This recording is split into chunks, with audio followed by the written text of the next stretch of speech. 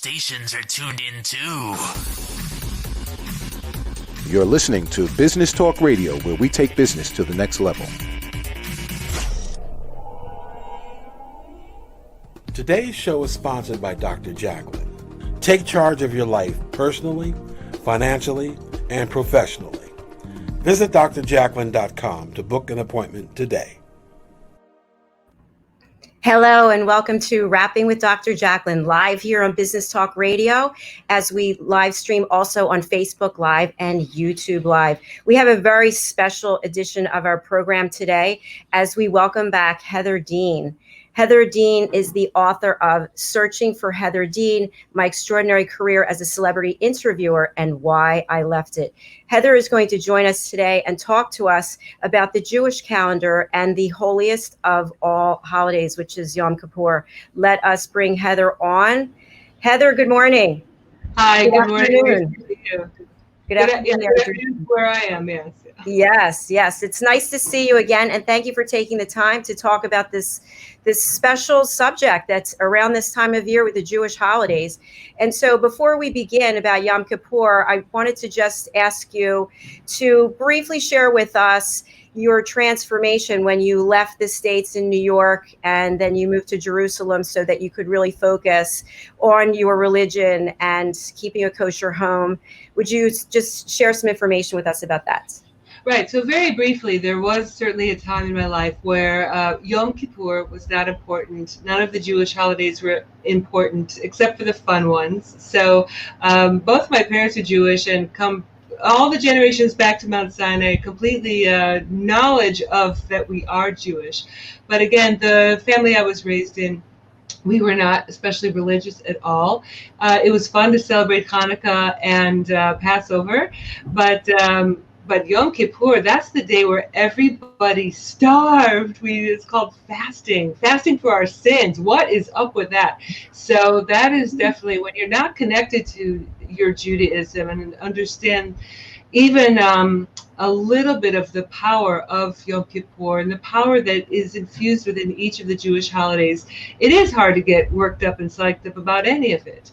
But slowly, I did go through a very, I think, interesting, very compelling, very surprising, astonishing journey into the religion I was born into to become a fully Torah-observant Jew.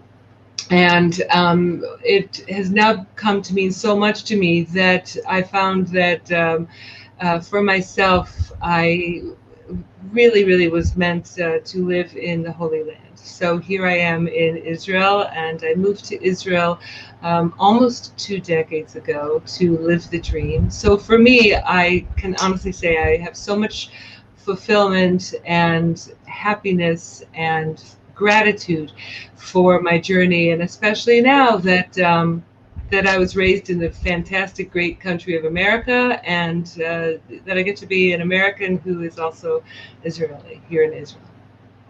Well, thank you for sharing that. That does sound really spectacular that you were able to live in the States and have one experience and live in Jerusalem and have another. So my background is my grandmother on my father's side was Jewish.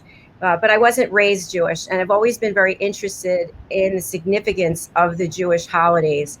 So would you share with us when the Jewish holidays typically occur? I know that this time of year, but is that typically all the Jewish holidays, or are they throughout the year? So the Jewish calendar is based on the lunar cycle, the cycle of the moon. So for example, that is why the holiday of Passover will always be in the spring, because the month that it takes place, which is the month of Nisan, the month that I was born in, it's always in the spring. Nisan is the first of the months. I'm not saying it's the head of the year, but anyway, it's a month that's always in the spring. The month that we're in now and just rang in with the day of Rosh Hashanah, well, that's Tishrei. Tishrei is always in this time of the year, which is as summer turns into fall. So in brief, yes, it's based on the lunar cycle. So there is a time where the planting usually occurs. There's a time where the growth usually occurs in the summer. Harvest is always in the fall. So this is around the time the harvest season is. And for anyone who has ever heard of the holiday of Sukkot, otherwise known as Sukkot, that is a harvest festival. So there's many holidays in the calendar year. Whether or not you're religious, you may have heard, everyone's heard of Hanukkah, everyone's heard of Passover.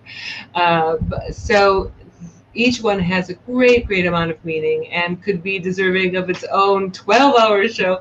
But each holiday has a very close connection to a different aspect of Jewish observance. Many of the holidays have something to do with something that happened in history, in Jewish history. So the upcoming holiday of Sukkot doesn't have so much to do with a specific date. That has more to do with the fact that the Israelites, when they left Egypt on their way to the Holy Land, they lived in little booths, also known as Sukkot. So that's not a specific day, but something that God gave us was the ability to actually dwell in huts in the desert. That's Sukkot. So that's coming up in less than 2 weeks. With Yom Kippur, that actually is a specific, it's a day that commemorates a specific event. So what it is it's a day where our teacher Moses, in Hebrew we call him Moshe Rabbeinu, but Moses, so for anyone who knows a bit about the story, so this is the one where Moses has gone up to the top of the mountain, which is Mount Sinai, to pray, plead for 40 days. I think he was up on Mount Sinai begging and pleading for the Jewish people the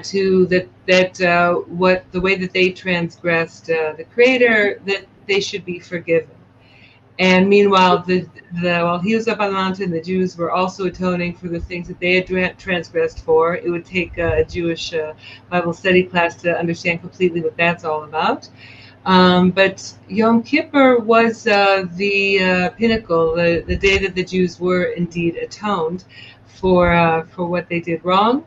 Now, if you know the power of anyone who has truly forgiven you, not to make the best comparison, but just the power of forgiveness. When you are forgiven, have you ever noticed, Jacalyn, that sometimes that actually strengthens the relationship between the two? Yes, so absolutely. In a way, even though the Jews had stepped back from how they were supposed to be observing and fulfilling their mission, they had transgressed. And yet what happens on Yom Kippur is not only does the Creator forgive the people for what they've done, which is basically worshiping a false God instead of the one true God. So actually what happens afterwards is such a celebration because the Jews were forgiven and are forgiven every time there's ever a Yom Kippur. The Jews we're forgiven, and the relationship between us and the Creator is actually strengthened. So it sort of makes sense that the holiday that comes right after that, 4 days after Yom Kippur, is the holiday of Sukkot, which is one of the very happiest holidays on the Jewish calendar. Sounds beautiful, and just that affirmation of forgiveness and strengthening of the relationship, I think that really is lovely. Heather, in your experience when you were in the States and you were observant and the high holidays came, what differences, if any, are there from how they're celebrated or acknowledged or recognized in the States versus in Jerusalem? So I would say in all of Israel, what's a little bit different than if they're celebrated outside of the land of Israel, and that's anywhere. Even there's a big Jewish community in Paris. There's Jewish communities everywhere, it seems. The difference is that, first of all, the land of Israel is just more conducive. It's a spiritual fact. It's more conducive and easier for a Jew to celebrate the holidays in the land of their soul. So in the land of my soul, I have found it is so much easier. It's so much more desirable. It's in every way, the connection is so much deeper. here in Israel. It's a very hard thing to explain in words, but if you've ever been a place where you feel such a deep connection that can't be explained in words, then you're on the way to understanding what it's like for Jewish people, a Jewish person to fully embrace, even on a visit, the feeling that they have when they're in Israel. So the thing is that there are definitely a lot of religious Jews all over the world, millions, who definitely in their own way feel very connected to the holidays. So I'm not discounting that, God forbid.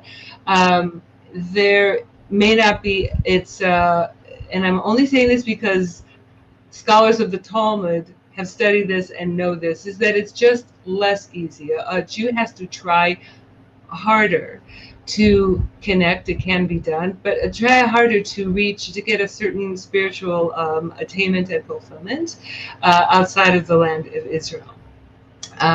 So practically speaking, it's very easy to observe Jewish holidays and keep kosher in Israel because kosher food is everywhere. There is also non-kosher food, unfortunately, being sold in a lot of places, but it's just so much easier. So much there's any establishment that wants to make money will serve kosher food because they definitely have a consumer base here in Israel.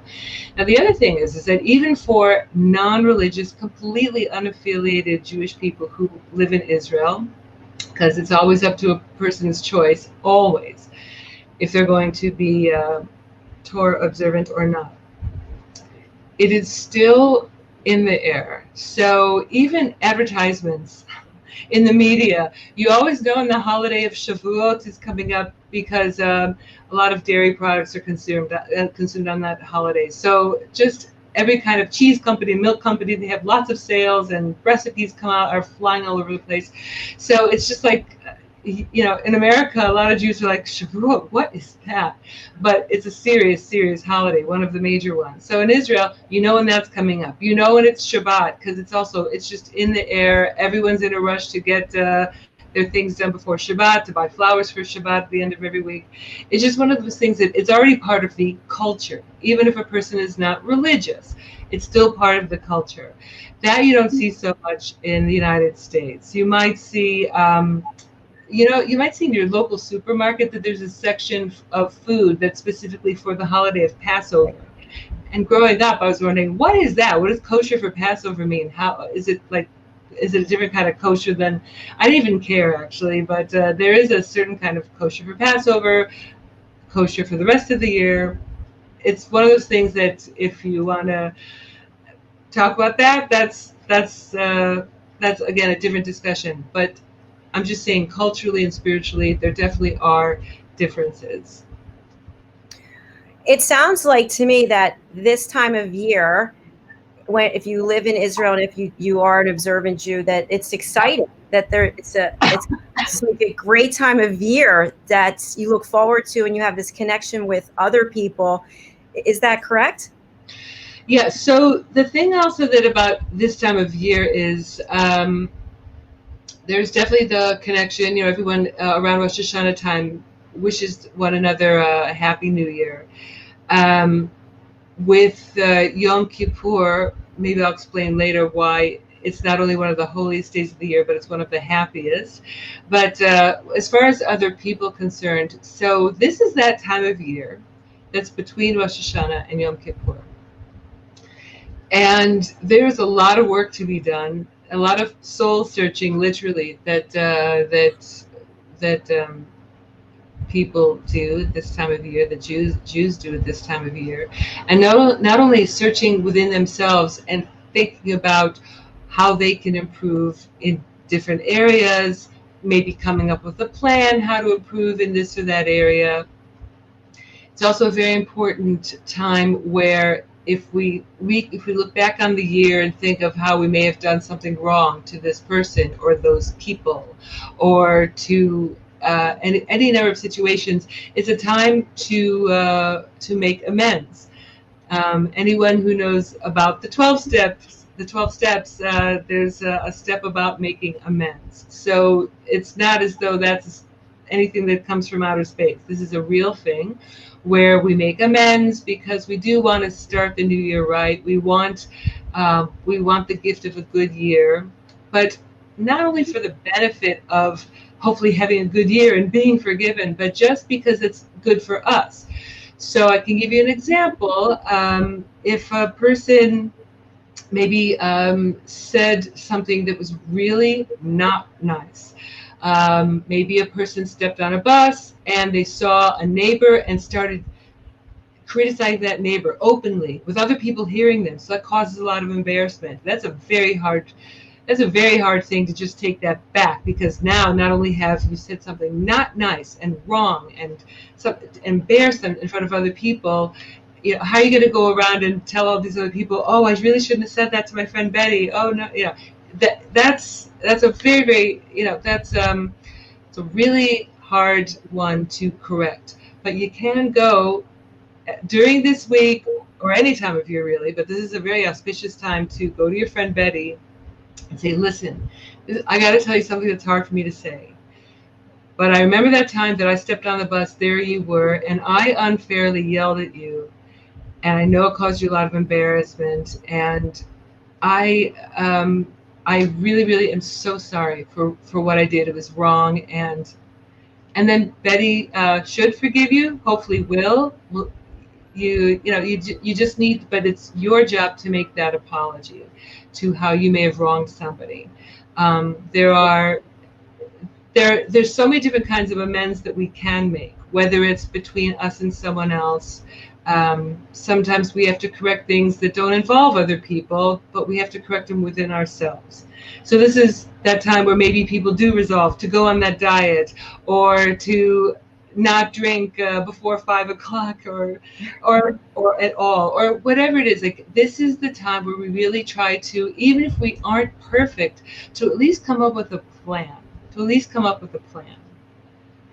I like that. The plan means everything. You have to put it into action to get the results. So we need to take a break and hear some of our messages from our sponsors. And when we come back, let's talk about Yom Kippur and why it is the holiest and happiest holiday.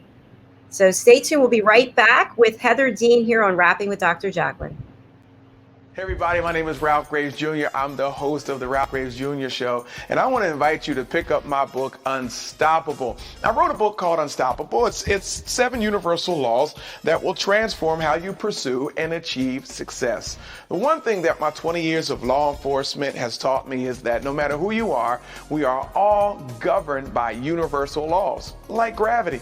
But in this book, we're going to talk about laws like the law of forgiveness, laws like the law of control, the law of intelligent practice, the law of expectancy. I was able to see how those, no matter what their background was, those who identified and treated these laws with respect, they were able to go on and lead successful lives. So pick up this book, and you can go ahead and pick it up at Amazon.com, BarnesandNoble.com, RalphGravesJr.com, where anywhere where fine books are sold. Thank you. There are 7.7 billion people on Earth today. 40% of these people are under the age of 25. Young adults are the most fertile mission field in the world today. In Scripture, we see Jesus pouring his life into 12 young adults who he equipped to change the world and all of history. Like Jesus, we believe that the best approach to reach the world with the gospel is to invest in young, emerging leaders and equip them to build disciple-making movements. Concentric is the notion of surrounding and sharing a common center. Our center is the model and strategy of Jesus for both leadership development and ministry formation. As a global alliance, we provide equipping in biblical leadership based on Jesus' example in the New Testament. Jesus modeled for us how to make disciples that reproduce. Focusing on leadership development is key to creating movements that spread the gospel and Jesus' disciple-making strategy to young leaders around the globe. Our Ministry Alliance partners are actively equipping leaders and building movements of multiplication that reproduce the life of Christ. Join us today to equip young leaders with Jesus' strategy that will change cities and nations.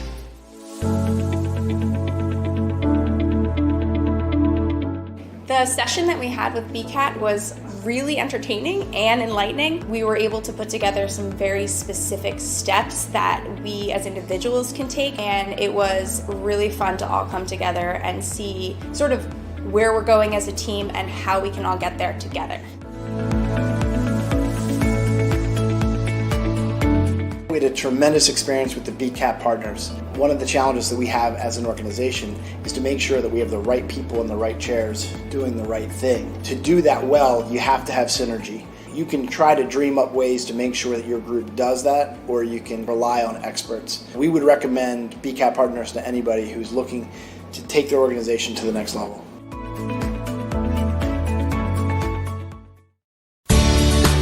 Academy Sedan and Limo is a full-service transportation company serving the Philadelphia metropolitan area with full knowledge of the New York City, Baltimore, and Washington, D.C. areas. We pride ourselves on being the most dependable, conscientious company in the industry.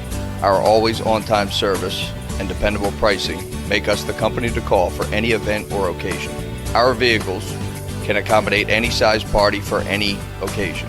Our vehicles range from four-door sedans to SUVs to minivans to limo buses to full-size tour buses and can accommodate groups of 2 to 100. We offer airport shuttle service or over-the-road service without limitation regarding mileage or time, and no drive is too long or too far. So if you find yourself in need of transportation of any type with any vehicle, give us a call at 610-842-4564 and let us show you what a real transportation company can do for you. Use code ACADEMY2020 to receive 20% off your first 3 rides, including parking and tolls. Make a bold statement by wearing a custom jewelry design from Margie Cedrone, Artisan Jeweler, located at 121 Haddon Avenue in Westmont, New Jersey. Telephone number 215-384-7155. Margie Cedrone is an artisan jeweler who has been a permanent fixture on the renowned Jewelers Row in Center City, Philadelphia since 1988. Starting her business in 1982, all of Margie's designs are individually handmade as well as custom design. She is one of the only jewelers left in the area who still crafts the finest tailor-made diamond jewelry, whether it's a statement piece or an everyday item. In addition to her one-of-a-kind designs, she specializes in pearl stringing and bead jewelry repairs. Margie Cedrone Jewelry pairs nearly 30 years of experience with the building of lifelong client relationships. Dr. Jacalyn has been a client and friend of Margie Cedrone for many, many years.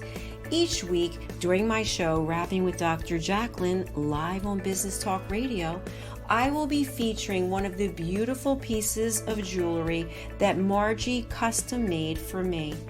I urge you to contact Margie through her website, margiecedronejewelry.com. Wait no longer to make your own bold statement. Ladies and gentlemen, here it is. The most listened to radio show on the planet. Even the other stations are tuned in too. You're listening to Business Talk Radio, where we take business to the next level. Today's show is sponsored by Dr. Jacalyn. Take charge of your life personally, financially, and professionally.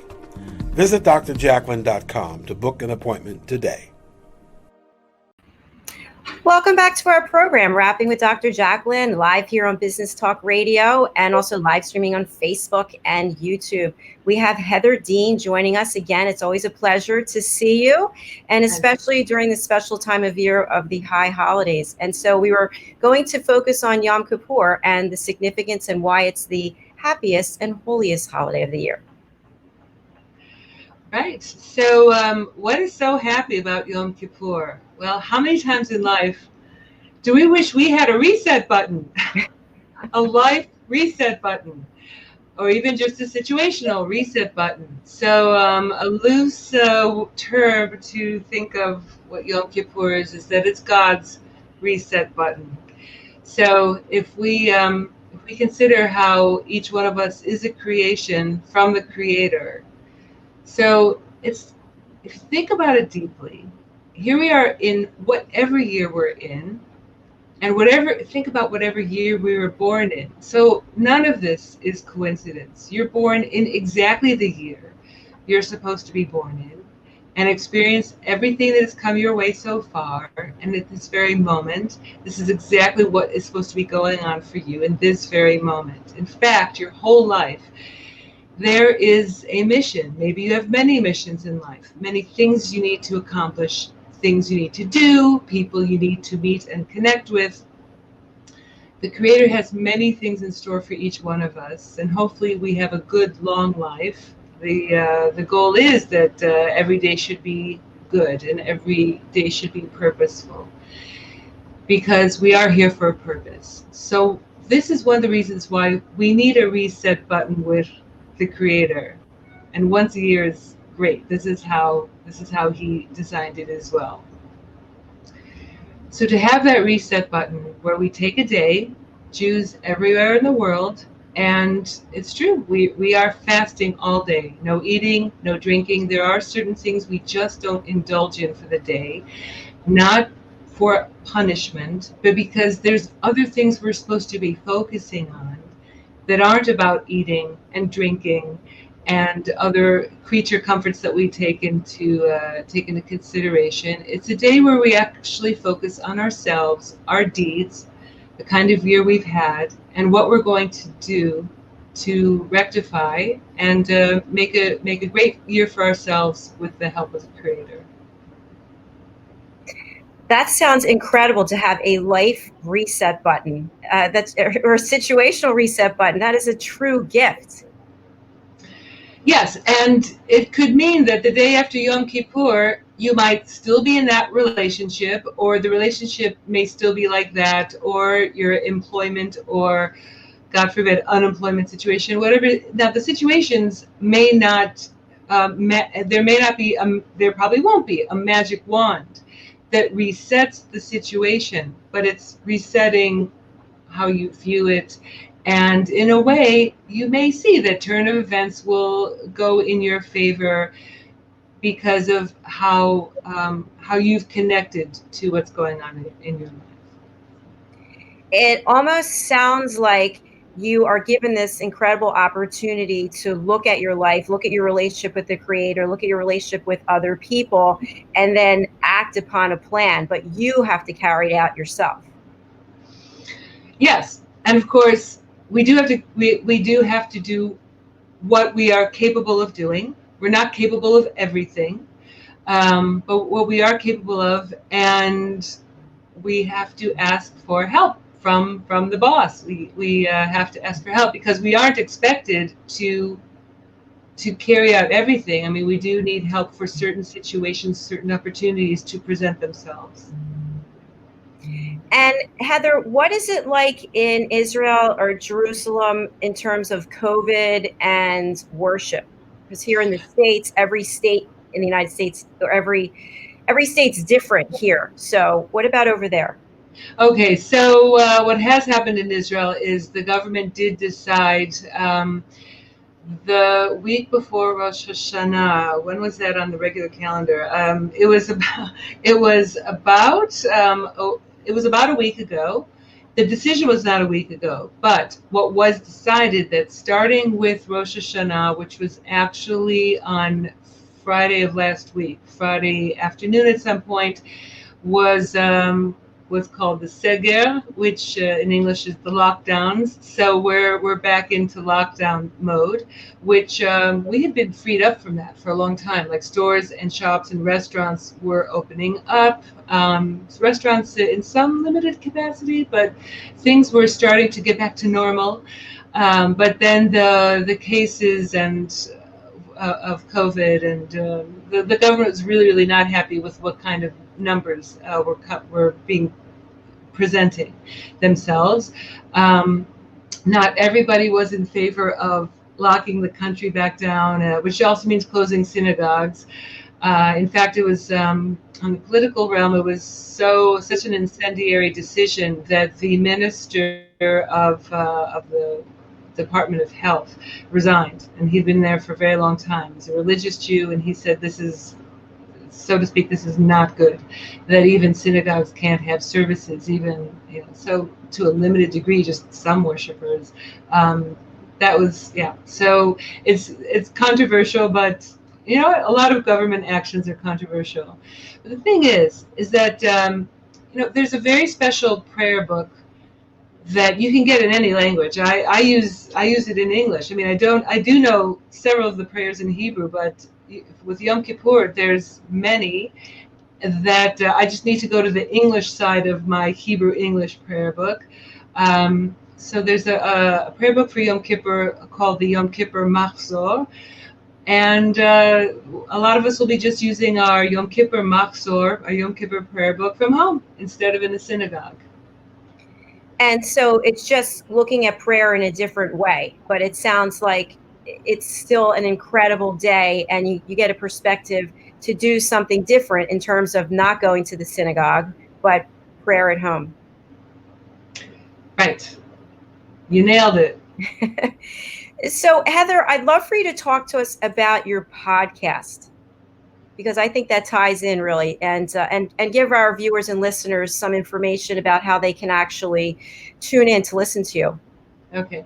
So the podcast that I have been producing since 2017. So now I guess we're going to be going into our 4th year. That's crazy.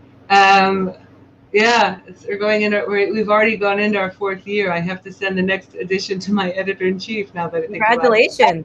After Sukkot, yeah, thank you. So the name of the podcast is called At Home in Jerusalem. And At Home in Jerusalem with Heather Dean is you can find it on SoundCloud, that's for sure. But it's a podcast that my production company produces for aish.com, AISH.com. Aish.com is one of the largest, if not the largest, website devoted to Jewish content, authentic Jewish content. So mine is their one regular podcast. So with Yom Kippur, what I would suggest is you can do a search on the word Heather Dean, and then you'll see in the archive that there's more than one podcast that I've already produced on the topic of Yom Kippur. Now, this is a podcast, you should know, where I am almost never speaking. It's a podcast where I'm always interviewing a different expert about some aspect of Jewish life. So some weeks we're talking about Jewish marriage, or some weeks we're talking about kosher recipes, or others different holidays. So yes, there are some editions of At Home in Jerusalem where we're talking about the significance of Yom Kippur. So that is At Home in Jerusalem. And I'm actually showing your website if people want to go there and learn more about you. And I've actually listened to some of your podcasts, and you are, of course, an expert interviewer. It's very interesting. So I highly suggest that our audience goes and checks that out. So we're actually at the end of our program. And Heather, I'm wondering, what words of wisdom would you like to leave us with today? So the words of wisdom, let's see, because it wouldn't be my words. The wise words I look to are always in the Torah. So it has been asked of one of our great sages, Hillel, how would he sum up the Torah if a person was standing on one foot? How do you sum up the Torah? So it's a good thing to have in mind for Yom Kippur especially. And what he is quoted as saying is that whatever is hateful to you, whatever is despicable to you, don't do that to your friend, right? So don't use your friend's things without their permission. Don't spread false gossip or any kind of gossip about your friends or your spouses or your in-laws or whatever it is. Whatever is wrong, don't do that. Pause, think, try to do good in the world. I love that. That has such significance. I just wanted to share, I started a meditation teacher training certification course on Monday, every Monday night. And we were learning about the 4 noble truths. And a lot of what you just said, obviously, is is incorporated in that. And so what I try to share with people is to be kind to one another, not to judge, and to try to put yourself in the other person's shoes. And many times when people are angry, it's because they're hurt or they don't understand or they're feeling insecure. And so when you cross into getting into your own lane, which I think is such a great place to be, it's a lot of work, but once you're in your own lane, you look at things differently and you can see that other people are suffering and struggling and angry about it. And so let us just love one another, forgive one another. And I think the fact that the high holidays are here and you really explained so well the significance of it, and to wish everyone a happy new year. I think it's just been great having you on the program, and I'm always wanting to hear more and more from you. Thank you so much. It's always a pleasure to speak with you. Definitely. Thank you. All right. Well, good luck to you in Jerusalem. I will be in touch. Happy New Year and stay well. So that is a wrap for our program today here on Business Talk Radio Live and also on YouTube and Facebook. Stay with us. You will hear more on Business Talk Radio right after this. RVN TV is a platform for people of any industry to share their story. Over 285,000 viewers are tuning in to RVN TV shows monthly. We guarantee a great experience that you'll be sharing with everyone you know while increasing your personal and company's brand awareness. But what is your brand? According to Forbes, it's a combination of your logo, your product, your design and feel, and your personality. Did you know that aside from being a guest, we offer even more opportunity to boost your brand? Adding your company logo and website on screen during your interview will allow viewers to recognize your brand instantly. Incorporating images and video clips is another great way to showcase your product during your live segment. Let viewers see how good you really are. And most importantly, there's you and your interview. For less than the cost of a newspaper, direct mail, or a magazine ad, you can leave our studio and within 48 hours have a permanent digital copy of your live segment to link to your social media, embed into your company website, or use in email marketing. Investing in your brand is so very important, and we can't wait to have you as a guest.